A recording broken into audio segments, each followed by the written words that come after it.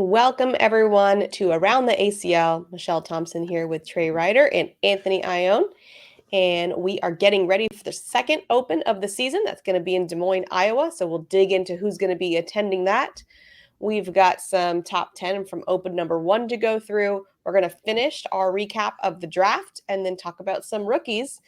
And yeah, I'm excited about it, Trey. You fired up? Fired up. Well, that's a good way to put it. Yeah, we're getting into the meat of the season, I guess. Now we're already 1 week in. Now we got 40 more weeks. So we can.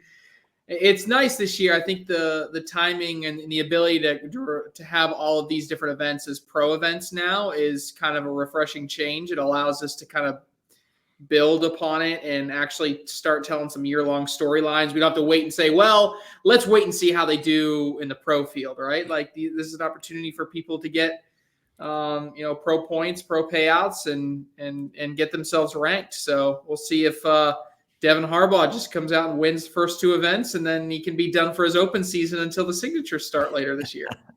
And this is betting opportunities for this one? Yep. So there'll be lines. I think DraftKings will come out with them on Wednesday evening or so, or maybe even Thursday morning. But yeah, there's going to be betting lines on both singles and doubles, an opportunity for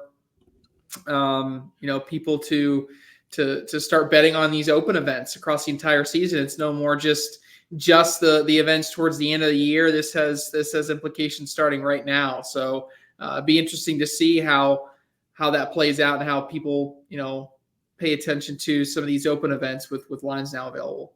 Absolutely. And Anthony, we haven't chatted with you since we got back from the first Open. Everything good? Got home, relaxed? Good to go. Everything's good here. On that Open, Trey, so we're able to, other people are able to bet on this because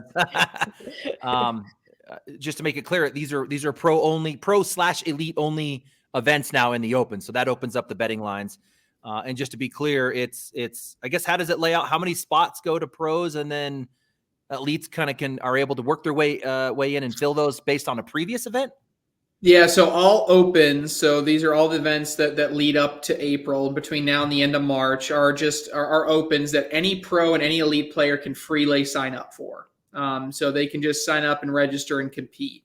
When we get to the signature events, which is what starts in April, those 6 signature events, all pro players can register for them, but all elite players must pre-qualify for any of those signature events. So, for example, if you did well at Open number 1 as an elite player and you were one of the top finishers, you're going to get the ability to compete at the signature events that happen later in the year. So it's a way that elite players can earn a full ranking. They can compete across the season and get their chance to play on a TV broadcast as well.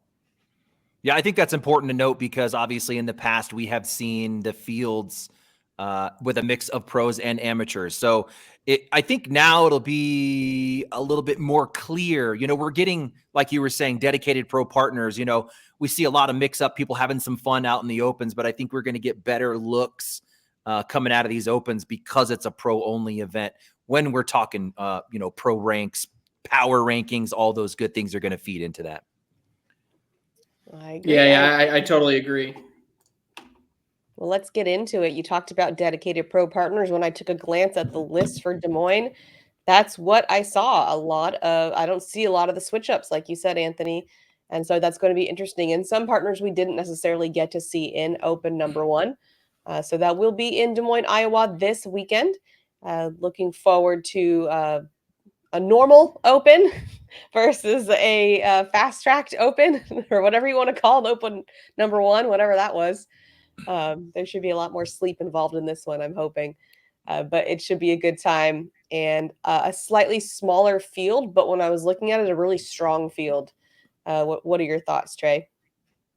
Yeah, I think we're actually changing the time to be like a 10:30 p.m. Eastern start for singles. If you want to, if you guys want some more after dark, we can fire that back up and be ready to go. That needs to be a one and done. That should be retired now. And let's have commentators that are somewhat coherent would be great. Yes. Well, I'll miss you, Michelle, that I can't be there with you to struggle through it. So, yeah, no, I think there's a lot of different, like you said, there's a lot of different elements here of people that are ready for this season to kick off. I'm looking through this list. A couple names stick out to me. One is not a new team, but one that, you put out, we just put out our ACL power rankings, right? Me, Anthony, and Jake Brandon put out some power rankings and put out our top 5 teams.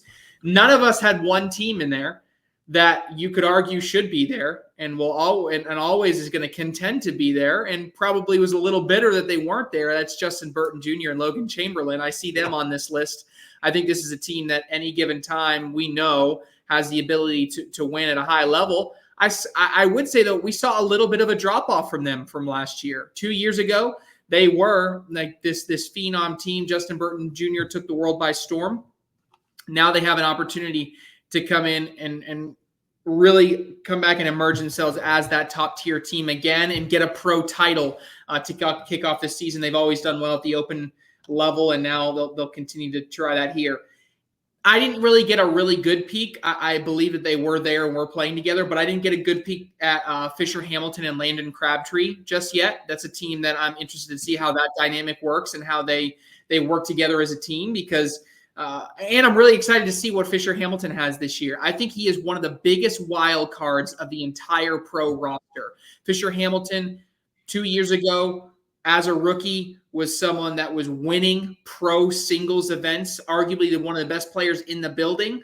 Last year, ups and downs and doubles, they kind of underperformed. Singles was underperformance. So is this going to be a continued trending downward season, or is this going to be the resurgence of Fisher Hamilton this year? I'm excited to see ultimately how they play together. I think it's another opportunity to see a new team, someone like a Caleb Batson and Alex Hicks. This is an all cornhole team that I was excited to see when they got put together, because this feels like if we took 2023 Caleb Batson and 2021 Alex Hicks, we have by far and away, if not number 1, number 2, or number 3 teams in the world. And now this is a team that, Anthony, I went through my power rankings. I probably don't have them in the top 15, maybe even borderline top 20 right now, which is really, really surprising when you think about it. I think, though, that puts them in a good position to play loose, play at a high level, execute on the shots that they know that they can execute on, and it could be a team that could make some deep runs throughout the season. If there's another team I'm kind of looking out for, both on the single side and the double side, it's Devin Harbaugh alongside Gabriel Clausen. Those that live in the state of Virginia and are familiar with Gabriel Clausen, when they saw him be a first-round pick in the team's draft by the Virginia Cutters, they said, good pick, right? Love it. We know how good Gabriel is. The problem is you and I, Anthony, and Michelle and Jake and whoever else has been on the show has said that was a big surprise to us when we saw him come out there and be a first-round pick. Yes, the kid has talent and has potential, but can he deliver among the toughest field in the world as a junior player? And we know sometimes that can have a strong up and down when we talk about these junior players. And we're going to pair on top of that, he's now playing with Devin Harbaugh, arguably one of the hottest players on the planet right now, and someone that is looking to compete and win his second Open already of the season as he takes down Open number 1. So Harbaugh should be, I think, the betting favorite here for singles. He's just been that good. He just comes off an Open 1 victory. Excited to see how he performs there. But again, alongside Gabriel Clausen, this is a team that I'm just interested to see how Clausen can handle the pressure of playing with Harbaugh. I mean, there's no nicer partner to play with, but that doesn't necessarily always mean you're going to play well when you're like, this guy is the best, and now I got to rise to the challenge. So definitely interested. All right, Anthony, who are you looking at? Yeah, the Batson Hicks comment, it's exactly how I feel as well. I mean, if we look at Caleb Batson, you talked about the 2023 Batson coming off of that season where they were the number 1 doubles team. They hit that, back to back to back, kind of the way to finish the season. Batson also finished number 5 in singles. So coming into the last season, and I had been talking about, he was grinding. He said he was grinding in practice. I was like, Caleb Batson's about to do it. I put him as the number one guy in my power rankings coming in, and then don't know what happened. I think we all know what happened. Obviously, a young guy who's figuring out other things in his life. But I'm really pulling for both of these guys to come out and have a successful season. I've always been a Caleb Batson fan. When I was a pro back in 1920, it was Caleb Batson's matches that I was always looking for in the brackets. When I wasn't playing, I was looking for a Caleb Batson match because I really wanted to model my game after his. And as you guys know, I've always been a Baby Goat fan as well. So I really want to see these guys kind of return back to the top of the list and be successful. For me, it's really looking at all these new teams. There's so many new teams that can be really, really good. We've got Dylan Turpin and Eddie Grindersleeve out there. Obviously, Grindersleeve, Batson, no Moss, right? And then now Turpin, who was with Kingfisher last season. These guys could be really good. I think Dylan Turpin's always been that guy who's just needed what do you got, Trey? Just give me a good doubles partner, and I will show you how good I can be in doubles. And we know he's always right outside in singles. Were you going to say something about Turpin, Grindersleeve? Yeah, I mean, I think you hit the nail on the head. Like, Turpin has just felt almost like it's almost been somewhat Cheyenne Bubenheim-esque, where it's like if you just have someone that plays at that top level, like Dylan Turpin could be the best B player in the world. Like, get him in a position where he can be the B player, and I think they actually win. It's just in every single partnership, it's felt like he's been the A guy, right? And sometimes to have that successful season, you just need to have the A guy to carry you a little bit, and then you deliver as the B guy. And I think that's, Eddie, you're probably going to talk about it. Eddie has that potential to be there, at least being a leader on the team to kind of have some teamwork, because that could be a scary team. 100%. And then the next team for me, what published was just the top 5 in the power rankings, but we all went through 10. This one for me, you kind of look at which team. You got to kind of ask yourself when you do power rankings, who's going to be that team that's going to surprise pretty much everybody. Because if we go to last season, we had Sorrells and Davis, top 5. I bet if you did power rankings before, none of us had them in there. How about a Bernasette and Lopez? Obviously, another strong team last year that we probably wouldn't have had in our top 10s, maybe top 15, 16, but not top 10. So I'm looking at that going, I'm going to put my number 10 power ranking, that team that could surprise us and could drop into a top 10. And I think that could be a Cody Henderson and an Ethan Walker. We already know what Ethan Walker is going to give us. He's already starting to make the move that I said he would do a year ago, Meesh, when you were surprised when I said, I think he's going to be the next Tony Smith, moving from 49 inside to, could be the number 1 player. It comes down to Cody Henderson. We all know there's a big wild card around this guy. For 1 minute, it sounded like he was going to dedicate himself to the game, maybe pull away from the 9 to 5, put more into cornhole. And then it wasn't, and then it was. So I wasn't sure where he was, but I think he looked really good coming out at open number 1. I think these guys can do some damage. And I tell you, talking to Ethan Walker, he's confident in Cody Henderson. He said coming out of open number 1, that relationship, that doubles partner actually worked better than he thought. So they could be super dangerous. Another new one, Ryan. These are all new ones for me because I think that these guys could really, that's what I'm looking for right now. We already know what we're going to get out of some of those teams like Burton Jr., Chamberlain. For the most part, we think that they're going to turn things around. These guys, we all know Jay Rubin, arguably one of the best doubles players in the game. He always seems to pull the best out of the guy standing across the board. We know he can finish on the broadcast. The guy plays better under the lights, under the pressure than he does out in the open field. So we know he can finish. Really interested to see what these guys do. Open number 1, they looked good together. I got to catch them on the side, kind of messing around, playing. They went 1v1 just for fun. Some trash talking, some smiling. I think that's great for a doubles partnership team, that they could go to that level. And then when they get on the boards together, they're going to be pretty deadly. Wasco and Reeves, guys. Again, when we talk about those top 10s, I think this could be another one of those that really surprise us all. If I remember correctly, I think I might have put them at number 9 actually on the power rankings. And again, power rankings is if we put everybody into a bracket right now, who's going to win it? Not at the end of the season right now. I think that they look really, really good together. I wouldn't be surprised if we see Wasco and Reeves come out and win a bracket. knock down some of these other big teams. Another big one, I think this is obvious. I think we all know they're going to be good, but it is a new team, Kano and Soto. I really don't have too much attention on them because I really want to focus on some of these other ones. And I think that just goes to show that we know they're going to be good. If you look at all the boxes, do they throw the same bag? Yes. Complete comfort in the bag. Do they have a relationship? Yes. They're from the same area. They practice together. They've already built that chemistry. Were they top players last season in either their doubles or singles? Yes, on both of those. So I don't see really any hole in this. I think it's just checking all the boxes. I think that they're going to be absolutely amazing. And of course, they bring the game that I think is going to continue to be successful in this one. Man, I could talk a lot more here. Sebastian Schaefer Ford. Trey, let me just get your thoughts on this guy. I think he's going to surprise a lot of people. He doesn't necessarily have that game that we see be super successful. He's got kind of this really upright, just kind of slide bags. He hits a ridiculous airmail.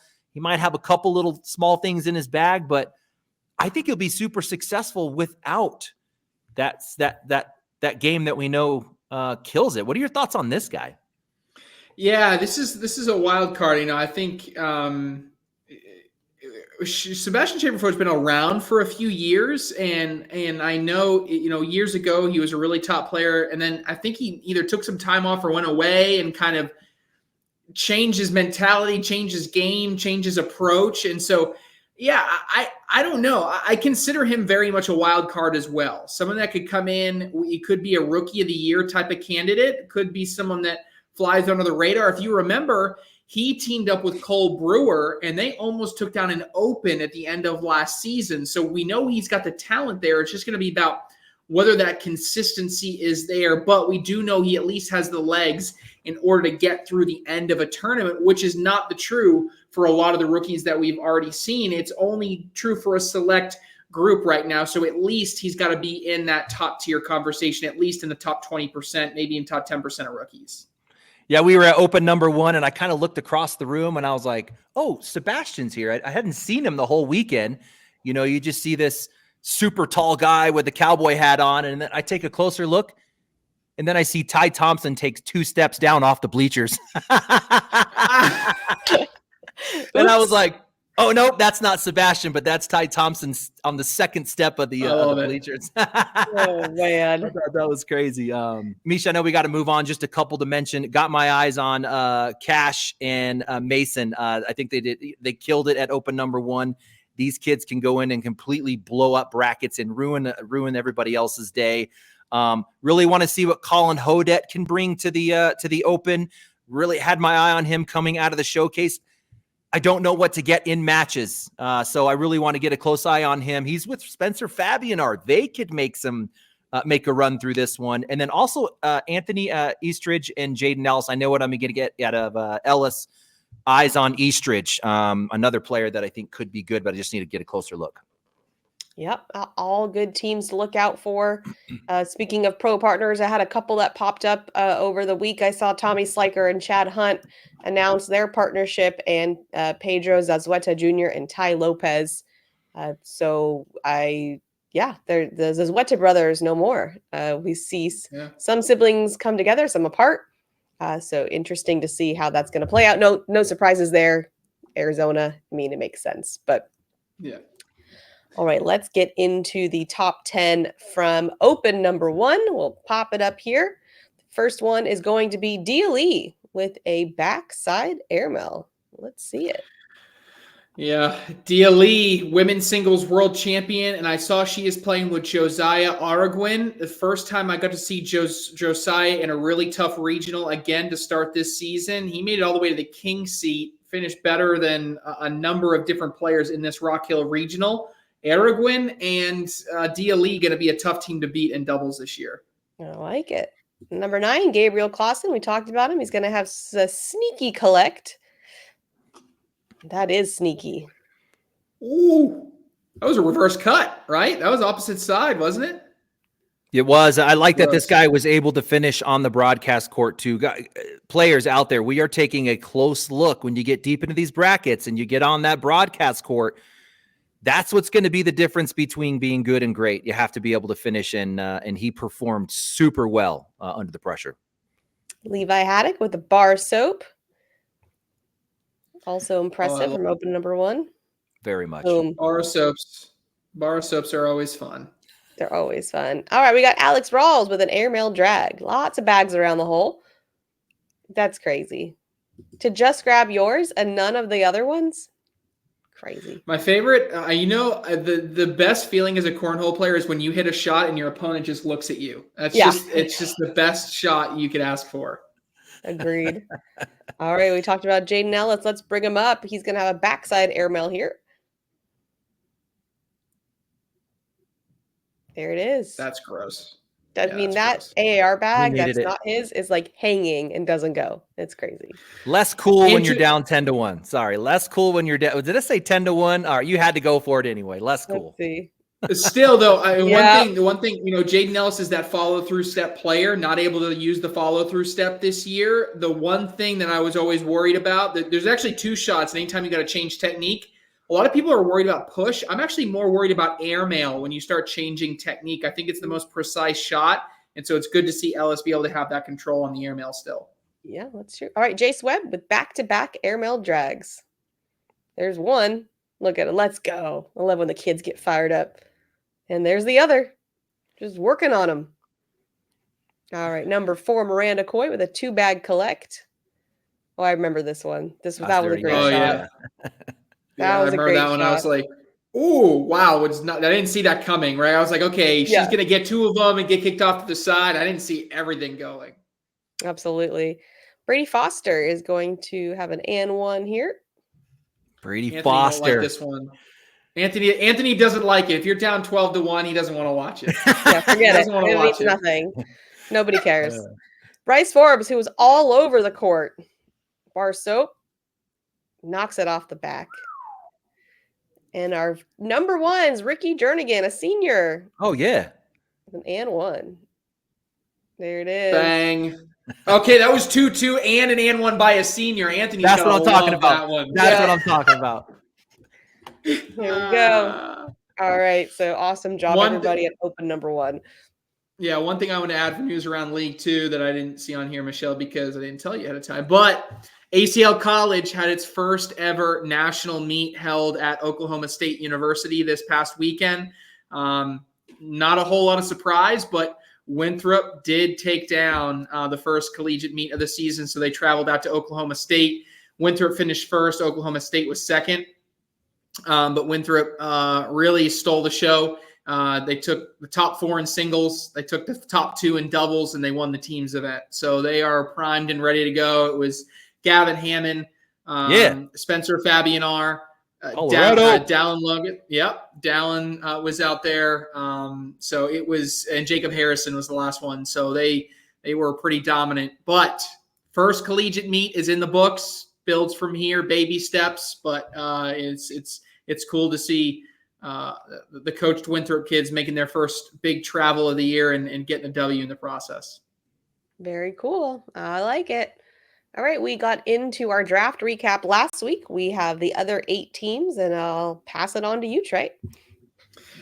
All right, so we start, I guess, where we left off. We talked a little bit about the Florida Freeze. I was all high on them. I think next up is the California Slingers. So this in particular, the Slingers, I really like this team. One thing that was a little bit perplexing to me, they didn't keep Tony Forbes, which maybe they didn't understand the rules. It wouldn't put past the Tony Smith-led team to not be fully up to speed with what the rules are. But regardless, they are able to. They kept. So it was Tony Smith, Corey Gilbert, Ricky Gonzalez, Dean Norton, and Kyle Malone. I think that's a really solid core, especially with Kyle Malone getting back. Then they go out and trade for Damon Dennis. I have no idea how they were able to finesse that trade and get Damon Dennis on there. But then they follow up. They draft Tony Forbes.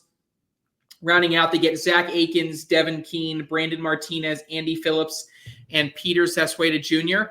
I don't love this team. I think there's some core top-level pieces that are really, really good. I think this team lacks a little bit of the depth. I would have liked some maybe some different pickups in rounds 2 through 4 in the draft. But overall, I think it's got some pieces that can be successful. And I'll say this much.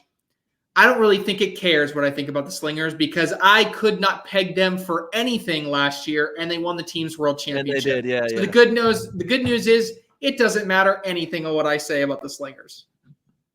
Yeah, and the other thing that was a part of that trade that got me weird. So they traded pick 15 and 19 to the Colonels to get Damon Dennis and a number 48. Well, the Colonels went out and picked up Cash Chamness and Cameron D'Ambrosia. So they essentially traded Cash and Cameron for Dennis and King. So you got to ask yourself that question was, who turned out better in that little trade swap? That's an interesting perspective. I mean, and they got rid of Phil. They got rid of Phil Lopez too, didn't they? They did. Yeah, they got rid of Phil Lopez.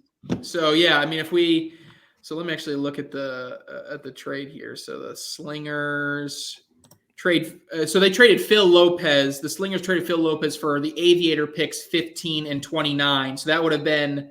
And this was like this weird 3-way trade because the Aviators gave away that. Yeah. So that was 15 and 29 was for Phil Lopez was how that traded out. But then, yeah, it was like this weird in-between trade here, how Damon Dennis ended up. Okay, California Slingers trade 15 and 29 for Damon Dennis and pick 48. So, yeah, the Slingers traded for the Aviators pick 15 and 29. So in the end, actually, the way this has turned out was, in the end, the Slingers gave up Phil Lopez, and they got Damon Dennis in pick 48, which was Devin Keene. Yeah. Okay. So if you don't look at the individual trades, that feels like a win to me. I'm getting Damon Dennis and somebody for Phil Lopez. I love Phil Lopez, but to get Damon Dennis and somebody, it adds depth. The trades in between, right? We could analyze and say getting the picks 15 and 29 for the Aviators, was that worth it? And then, I don't know. But in the end, I kind of like how it ended up for the Slingers. It was okay.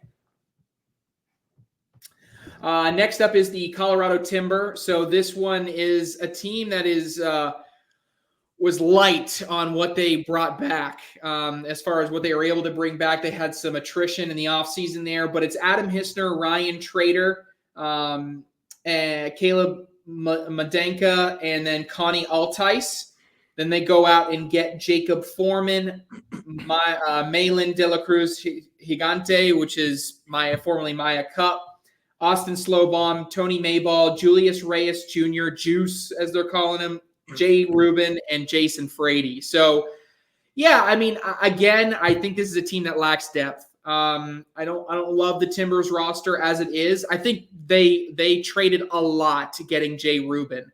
And what I would say is the success of this Timbers team is fully going to rely on Jay Rubin being able to deliver at the level in which they need him to, because they cannot afford for Jay Rubin to be a top 25 player. They really need Jay Rubin to be a top 10 player for all of the different moves that they made to be worth it.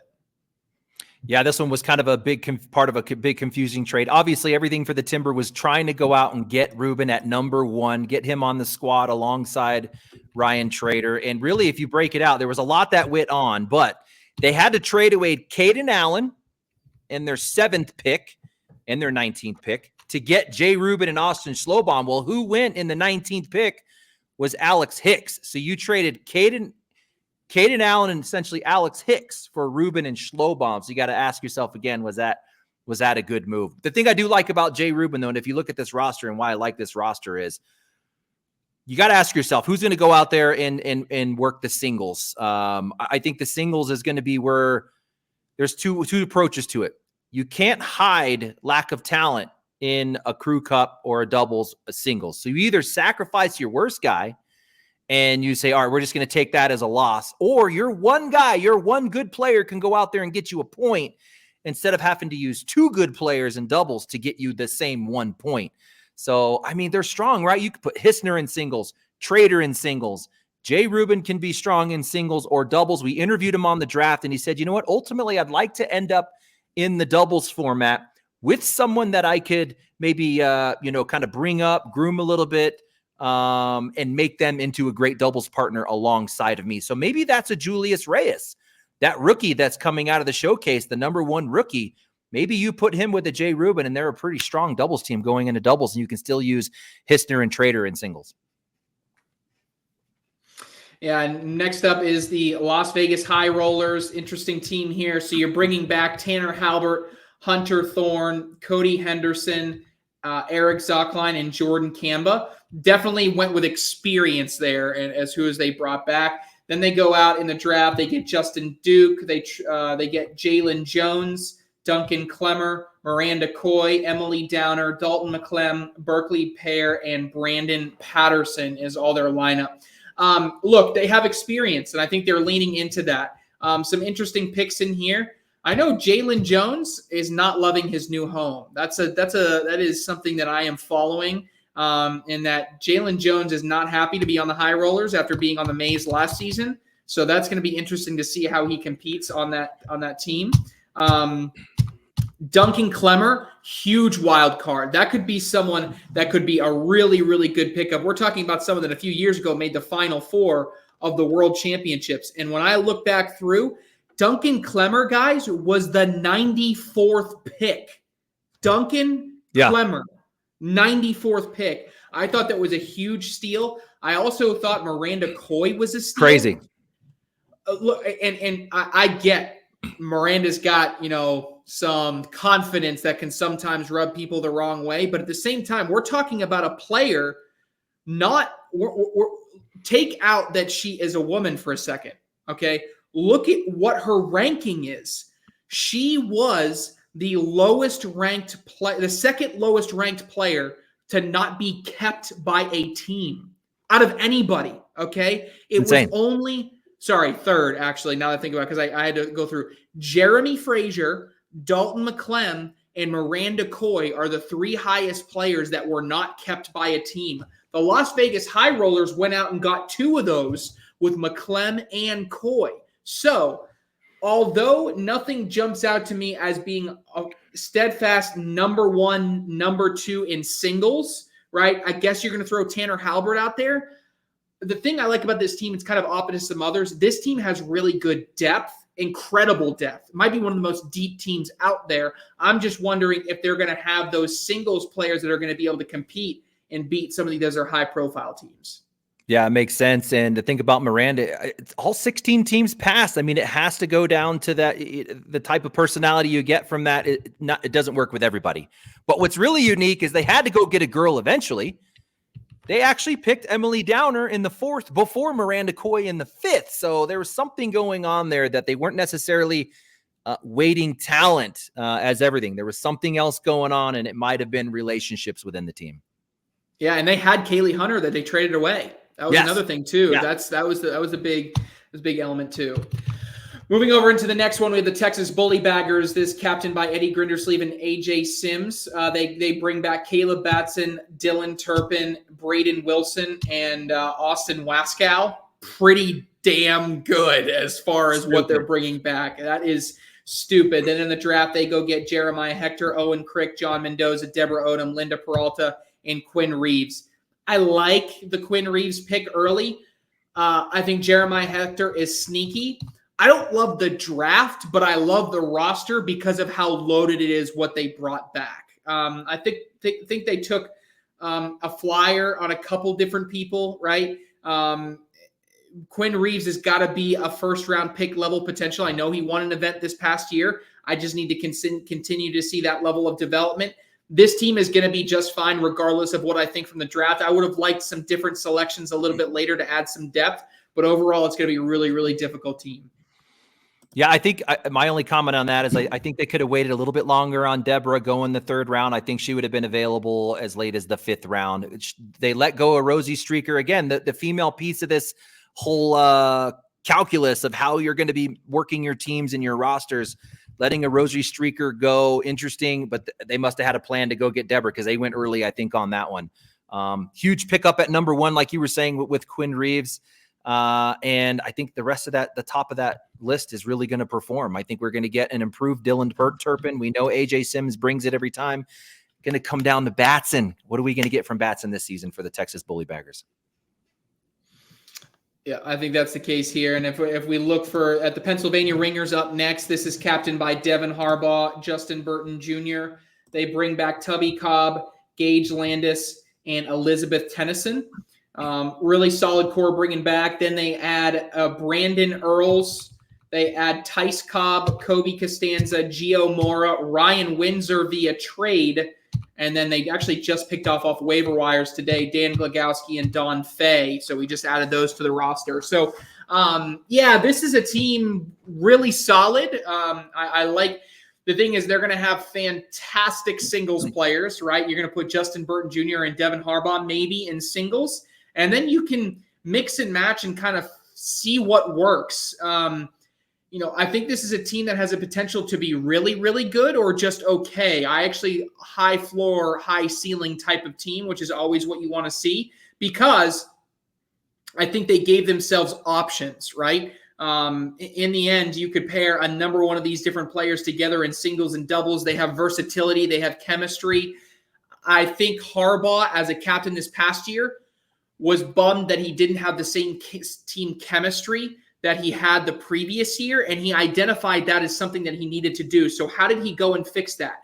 He goes and gets Tice Cobb, a literal brother of someone that's a core member of his team. I go out and get a Kobe Costanza, who is obviously very close with the Cobb brothers from the same region of the country. I then go out and get another player that has been a manager of a team in the past, and a Ryan Windsor that has a fantastic relationship with Devin Harbaugh.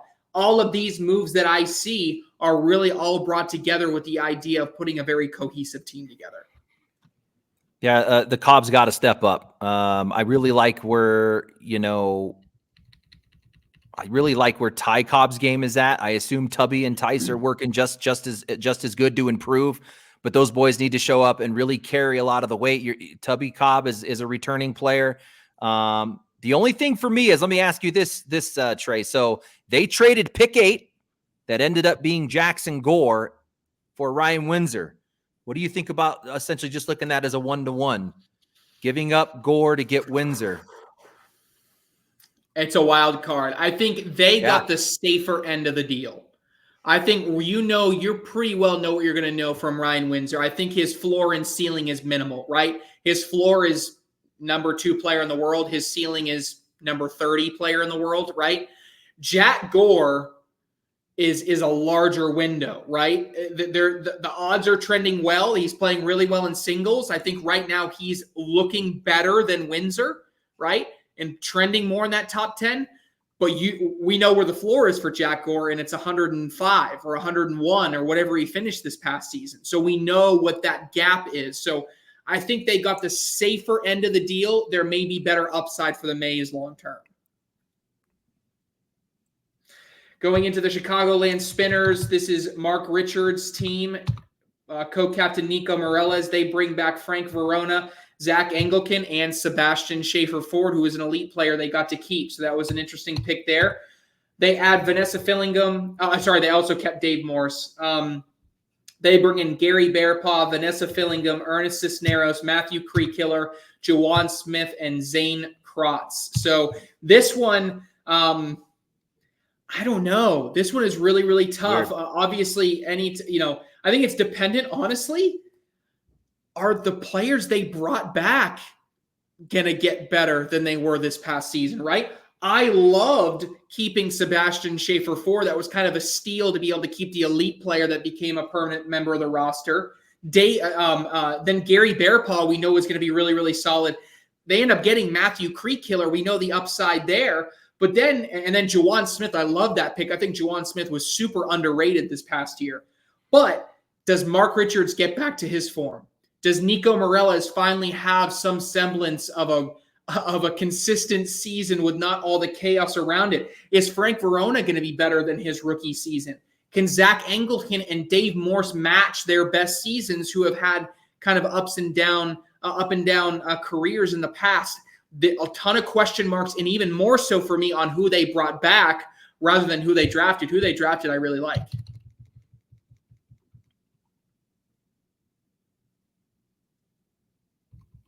No thoughts from Anthony on that one? My only thought was they're putting a lot of value in Verona, Engelken, and Bearpaw.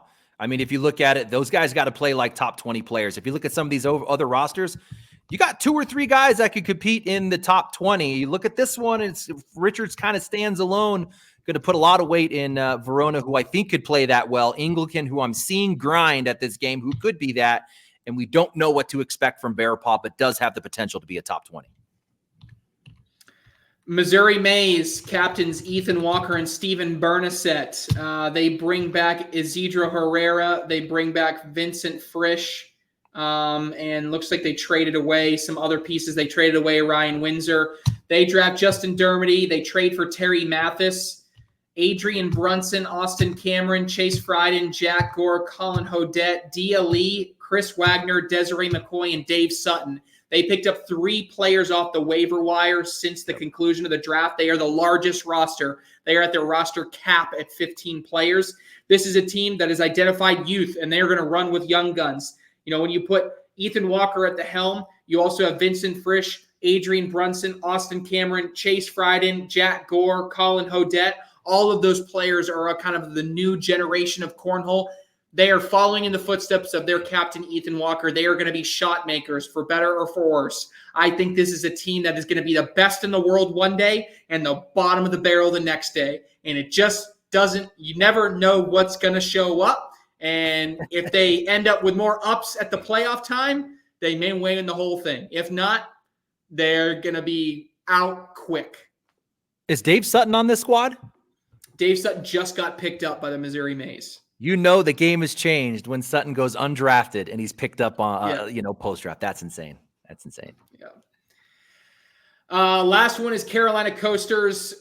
This is as hometown feel as you can possibly get. And because of that, I don't think I like it. But Jamie Grant and Eric Davis are your co-captains there. They bring back what did they bring back? Well, they traded away a bunch of stuff. I was going to say, I was looking for who they brought back. They traded off Chad Hunt, Tommy Sliker, Frank Modlin. I mean, they traded away a bunch, but they got Mike Hoffman, Dawson Manuel, Steve Schrader, Pat Sem, Colby Shearer, Josiah Aragwin, Caleb Chambers, Kaylee Hunter, Alex Lippert, and Matt Wilson. Now, I don't know where Caleb Chambers is from. Do you guys know? Because the point I was going to make is they have 12 on their roster, and assuming that Caleb Chambers is not from the Carolinas, you add in Steve Schrader and Mike Hoffman. Mike Hoffman's from Virginia. Those are the only 3 players that are not based in the Carolinas on this roster. They went for a hometown feel. Not sure exactly how that's going to work out. I think they went over the top to try to find players that are based here in the Carolinas, and I think they sacrificed a little bit of talent in the process. However, if teams have showed us anything, it's camaraderie and its chemistry has worked. So on paper, it doesn't look good, but you know what? Time will tell if it ends up being actually the secret sauce to win a championship. Yeah, it was that big trade, and it was a mess. It was a part of trade this person, then you trade that pick to get this person, but ultimately giving away Chad Hunt and Tommy Sliker, who I thought did amazing in particularly doubles last season. I think Chad Hunt might be a guy we talk about as a breakout player coming into the new season. Trading away those 3 regional players, you ultimately get rid of Chad Hunt, Modlin, Sliker. You get Matt Wilson at pick 11. You get Colby Shearer, and you gave away Berkeley Pear for Kaylee Hunter. So you gave away a lot of muscle. Pear, Hunt, Modlin, Sliker for those new pickups. I think Jamie likes it, though. I think Jamie likes it. So we'll have to see how it plays out.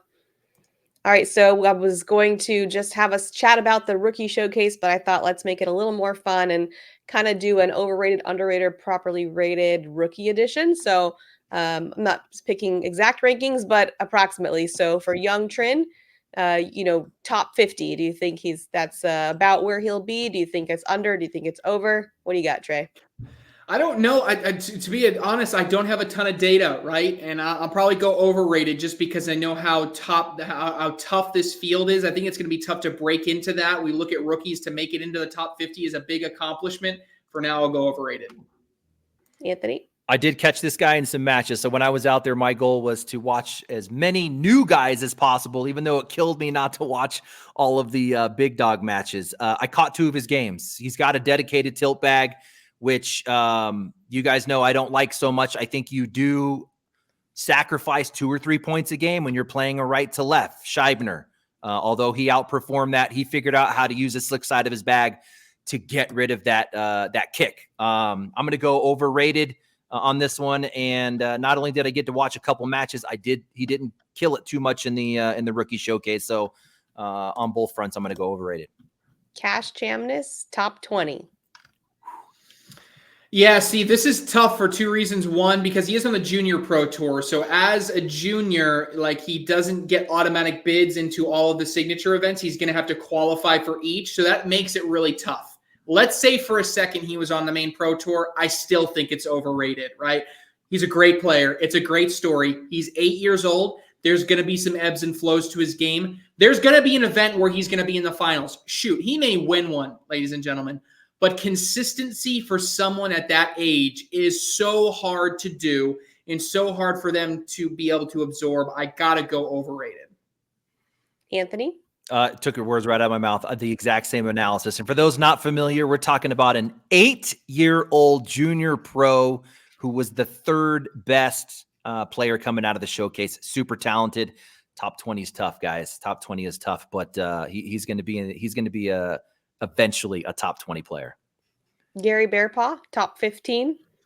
Wally This would is take really it all day. Yeah, this is tough. I'm going to go overrated.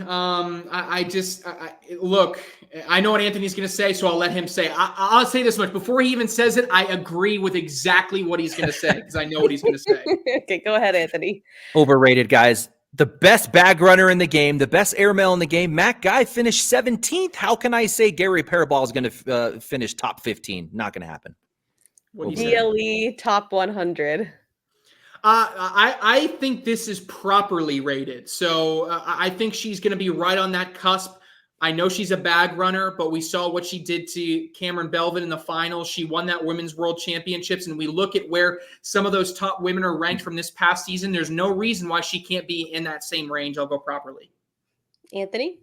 I'm going to say properly rated as well. We got Sarah Cassidy, a bag runner with a strong airmail, ranked 85th. And I think Dia Lee, from what she did at Worlds, is going to be in that same kind of skill set. What I like about her is she looks like she is committed and into it. You can see her shadow throwing when it's not her throw. She seems very focused. There's really no distractions going on. She's got tunnel vision. I think this girl's focused and can be a top 100 player. All right. Well, let's move on to our hot takes. And Trey, you got a hot take ready for us? I do. It's not hot in general, but I'm just going to pick like one team to win doubles this weekend. I kind of alluded to it. There's someone that is started to fall a little bit off our radars, but I still think it's one of the best teams in the world. I'm going to go Justin Burton Jr. and Logan Chamberlain to win doubles this weekend and get another pro title under their belt. Anthony? I'm going to kind of back my hot take power ranking. It's kind of a hot take on a hot take. My number 10 power ranking is going to win a bracket this weekend. That's Cody Henderson, Ethan Walker. All right, and I'm going Devin Harbaugh is going to continue his streak. I think he's going to get the sweep.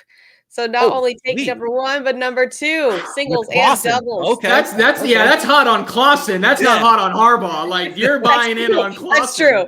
Yeah. That's actually true. But he's still got to get the singles back to back, which we know he can do. So there we go. All right, guys, that's all we got time for. Thank you all so much for joining us. We'll see you next time.